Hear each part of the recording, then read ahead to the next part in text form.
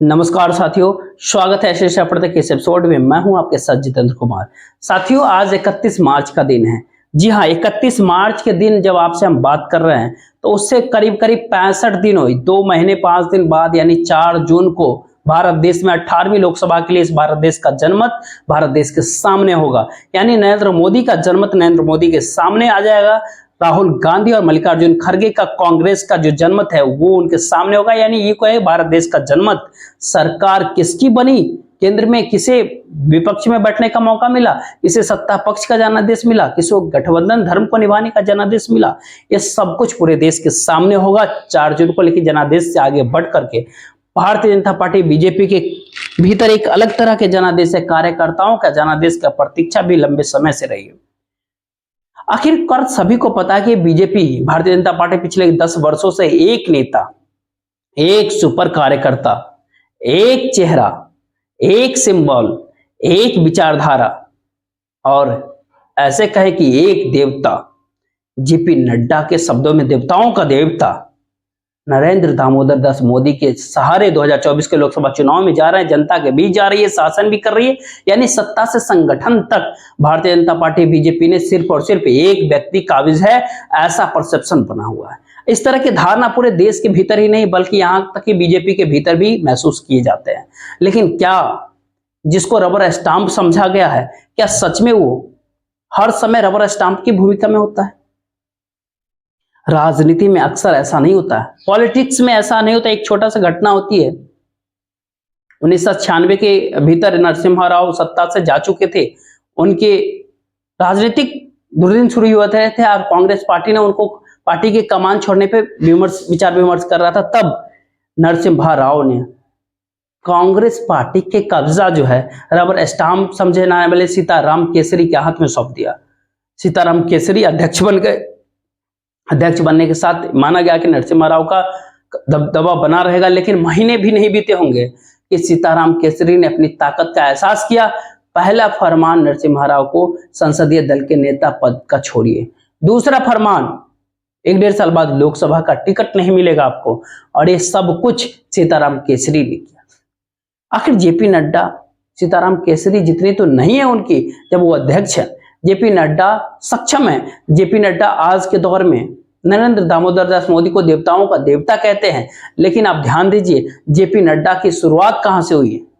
घात प्रतिघात, संधियों और दुर्संधियों के बीच, इस भारत देश के एक स्वर्णिम इतिहास के बीच, एक भारत देश में एक अलग तरह का इतिहास, चाहे अजात शत्रु और बिंबिसार के दौर का इतिहास हो, चाहे वो इतिहास गौतम बुद्ध के बाद जो है हरानंद के दौर का इतिहास हो, चाहे वो इतिहास मौर्य पीरियड का इतिहास हो, हर दौर के भीतर पाटलिपुत्र की राजनीति ऐसे लिखी गई जो आधुनिक काल में विपक्ष परिवर्तन के रूप में आपको देखने को मिलती है। सत्ता परिवर्तन 18 साल 19 सालों से नहीं हो रहा, विपक्ष परिवर्तन हो रहा है बिहार के भीतर। पाटलिपुत्र में नीतीश कुमार सत्ता में काबिज है और कभी भी भारतीय जनता पार्टी पलटी मार रही है तो कभी राष्ट्रीय जनता दल आरजेडी पलटी मार रही है। बिहार में नीतीश कुमार जमे हुए हैं। भले ही लोगों को ऐसा लगता है कि नीतीश कुमार पलटी मार रहे हैं, लेकिन उनकी कुर्सी कहां पलटी है? वो तो अपनी जगह पे मुख्यमंत्री पद पे फिक्स है। क्योंकि जेपी नड्डा भी उसी स्कूल के प्रोडक्ट होते हैं, जिस स्कूल के, जिस राजनीतिक स्कूल के, जिस पटना की राजनीतिक स्कूल वाले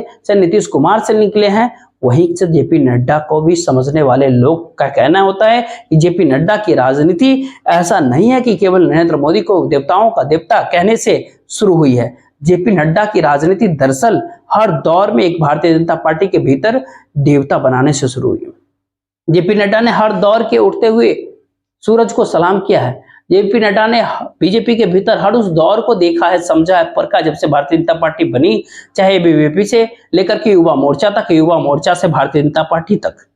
यानी दौर लाल कृष्ण आडवाणी का रहा हो देश में। जेपी नड्डा का कद भारतीय जनता पार्टी में जरूर छोटा रहा हो उस दौर के भीतर, लेकिन जेपी नड्डा साहब ने आडवाणी जी के सामने पूरी निष्ठा दिखाई। निजाम बदला, समय बदला, वक्त बदला, जैन हवाला कांड में भी वक्त बदला और जैन हवाला कांड के बाद की परिस्थितियों में जेपी नड्डा ने अटल बिहारी वाजपेयी के साथ भी निष्ठा निभाई। समय बदला तो फिर से लाल कृष्ण आडवाणी के साथ आ गए, लेकिन लाल कृष्ण आडवाणी खुद जिन्ना के मजार तक चले गए, वक्त को पहचाना और उस समय को पहचान करके बदले हुए हालात में राजनाथ सिंह के साथ भारतीय जनता पार्टी के भीतर जेपी नड्डा खड़े हो गए। 2014 में जब राजनाथ सिंह गृह मंत्री बने, उस दौर में भारतीय जनता पार्टी के अध्यक्ष कौन होंगे, इसको लेकर के बातें चल रही थी। और राजनाथ सिंह कैंप के तरफ से जो नाम सबसे आगे सुझाया जा रहा था, वो नाम जेपी नड्डा का ही था। लेकिन तब नरेंद्र मोदी उगता हुआ सूरज थे भारतीय जनता पार्टी के भीतर भी और भारत देश की राजनीति में भी। नतीजा ये थे कि जेपी नड्डा अध्यक्ष नहीं बन पाए। 2014 के भीतर अध्यक्ष की कुर्सी मिली। उत्तर प्रदेश की राजनीति में भारतीय जनता पार्टी को 10 से ला करके 10 से आगे बढ़ा करके 71 तक पहुंचाने वाले अमित शाह को। लेकिन अमित शाह भी गृह मंत्री बने राजनाथ सिंह की तरह, और फिर वक्त आ गया जेपी नड्डा का। तब तक जेपी नड्डा की निष्ठा राजनाथ सिंह से आगे बढ़ करके नरेंद्र दामोदर दास मोदी तक पहुंच चुकी थी, अमित शाह तक पहुंच चुकी थी। आखिर सियासत के मौसम वैज्ञानिक किसको देखा जाए, रामविलास पासवान का नाम लोग लेते हैं। लेकिन बीजेपी के राजनीति में, भले ही चुनावी राजनीति में जेपी नड्डा नहीं दिखे, भले ही अब तक लोकसभा के मार्फत या विधानसभा के मार्फत सीधे जनता की राजनीति उन्होंने नहीं किया, लेकिन वही भारतीय जनता पार्टी के भीतर सफलता के सीढ़ियां चढ़ने के लिए कब कौन सा देवता बनाना पड़ता है और कब कहां खड़ा होना है, ये जेपी नड्डा साहब बखूबी जानते हैं। इस मामले में जेपी नड्डा के सामने कोई दूसरा मुकाबला भारतीय जनता पार्टी नहीं कर सकती।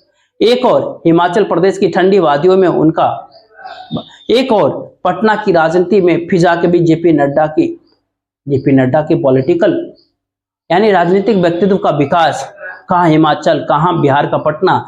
तो हिमाचल और पटना के बीच में जो खेल देखने को मिला और जिस प्रकार से जेपी नड्डा ने पूरे व्यक्तित्व का निर्माण सुशील मोदी, रामेश्वर चौरसिया, गोविंदाचार्य, उनके बीच से निकले हुए पॉलिटिक्स पटना में किया। उन्होंने जहां देखा सुशील मोदी की तरह हर धर्म में बुलाया, सुशील मोदी की तरह भारतीय जनता पार्टी बीजेपी के भीतर एक धारा के साथ चलने की जरूरत आने वाले समय में है। आखिर इस मामले में सुशील मोदी से वो आगे निकल जाते हैं, तभी वो बीजेपी के राष्ट्रीय अध्यक्ष के पद तक पहुंचे हैं। 4 जून को लोकसभा चुनाव की मतगणना है। 4 जून को नतीजे भारतीय जनता पार्टी के पक्ष में अगर आते हैं देश में, यानी नरेंद्र मोदी जी के नेतृत्व में 272 का आंकड़ा भारतीय जनता पार्टी छूने में कामयाब होती है, तीसरी बार नरेंद्र मोदी की ताजपोश होती है, तो देवताओं का देवता जेपी नड्डा के लिए देवताओं का देवता वो बने ही रहेंगे, नरेंद्र मोदी जी। लेकिन अगर भारतीय जनता पार्टी 220, 250, 272 के नीचे आती है, तो आप ध्यान रखिए जेपी नड्डा है, अटल बिहारी वाजपेयी से लेकर के नरेंद्र मोदी तक हर दौर में उन्होंने भारतीय जनता पार्टी बीजेपी के भीतर उगते हुए सूरज का सलाम किया है और डूबते हुए सूरज को अस्त होने में अपनी तरफ से कोई भूमिका इनकी ना रही हो, लेकिन हाथ झटक करके छोड़ने में, मुंह मोड़ने में कोई कोर-कसर नहीं छोड़े हैं, उससे पीछे नहीं हटे वो जेपी नड्डा।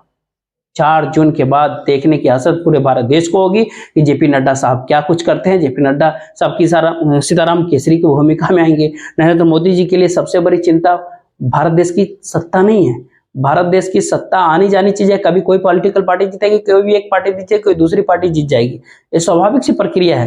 लेकिन सत्ता कभी भी जनता किसी एक दल के हाथ में नहीं सौंपती है। 34 साल के लेफ्ट फ्रंट के शासन का भी एंड हो गया था, यह भारत देश ने देखा है।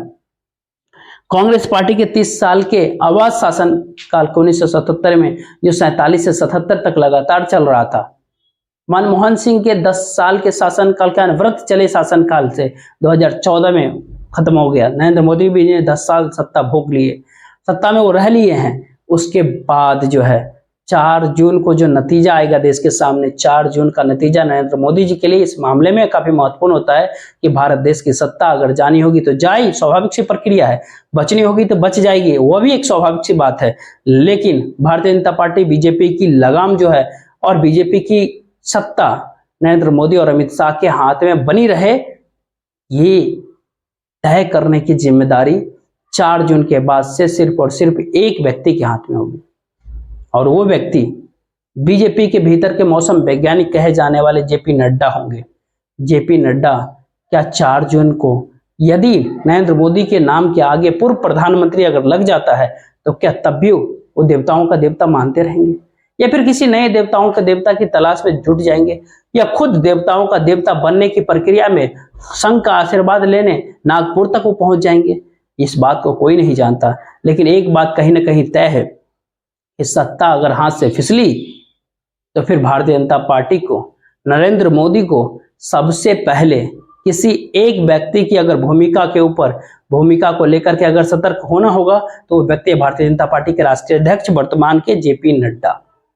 सत्ता है तो जेपी नड्डा एयरपोर्ट पे अगवानी करने पहुंच जाते हैं, सत्ता है तो नरेंद्र मोदी और अमित शाह के पीछे भी वो चल लेते हैं जेपी नड्डा। लेकिन जब सत्ता नहीं है तो फिर भारतीय जनता पार्टी बीजेपी की सत्ता तो कम से कम जेपी नड्डा के हाथ में है। जिस आजादी का अनुभव बतौर भाजपा अध्यक्ष जेपी नड्डा साहब ने संभवतः अब तक नहीं किया है, 4 जून को तो अनुभव जरूर करेंगे। अगर सत्ता चली जाती है तो 4 जून का जो अनुभव होगा वो जेपी नड्डा के लिए, कंगना रनौत जो उन्हीं के राज्य से आती हैं, जो ये बात कहते हैं कि असली आजादी तो 2014 में मिली है, तो क्या बीजेपी भारतीय जनता पार्टी के भीतर बतौर अध्यक्ष पद के लिए एक आजाद ख्याल, एक आजाद फीलिंग्स जेपी नड्डा के मन में क्या 4 जून को ही आएगा? ये सारे सवाल आज के दौर में इसलिए काफी महत्वपूर्ण होता है, और ज्यादा महत्वपूर्ण इसलिए भी होता है क्योंकि जो लोग संघ की कार्यशैली को समझते हैं, जो लोग आरएसएस की बुनियाद को जानते हैं, जो लोग भारतीय जनता पार्टी बीजेपी की कार्य संस्कृति को समझते हैं, वो सब इस बात को समझते हैं कि आडवाणी स्कूल ऑफ पॉलिटिक्स से निकले हुए लोगों ने कैसे लाल कृष्ण आडवाणी को दरकिनार करने में अपनी तरफ से महत्वपूर्ण भूमिका निभाई। तो सब लोग इस बात को जानते हैं कि गोविंदाचार्य ने जिस युवा पीढ़ी को भारतीय जनता पार्टी के भीतर आगे लाया, और वो पीढ़ी आज भारतीय जनता पार्टी के ऊपर राज कर रही है। दिल्ली के दक्षिण दिल्ली के एक छोटे से फ्लैट में रहने वाले गोविंदाचार्य को शायद कोई पूछने तक नहीं जाता। जब आडवाणी को कोई नहीं पूछता, जब गोविंदाचार्य को कोई नहीं पूछता, भारतीय जनता पार्टी बीजेपी में खड़ा करने वाले काफी बड़ा रोल निभाने वाले सुंदर सिंह भंडारी को शायद ही कोई किसी ने पूछा हो, तो ऐसे में नरेंद्र मोदी को पूछा जाएगा, अमित शाह को पूछा जाएगा। उन सारे नरेंद्र मोदी अमित शाह को क्या पूछा जाएगा जो बीजेपी के सत्ता जाने के बाद, जिनके कार्यकाल के भीतर बीजेपी के कार्यकर्ताओं ने भी संभवतः सत्ता में होने, सत्ताधारी पार्टी होने का, कार्यकर्ता होने का अनुभव शायद ही किया हो, भला उस पार्टी के अध्यक्ष अपनी रबर स्टाम्प भूमिका से आजाद होने की खुशी भी नहीं मनाए। खैर क्या कुछ होगा आने वाले वक्त बताएगा। मुझे दीजिए इजाजत। जय हिंद।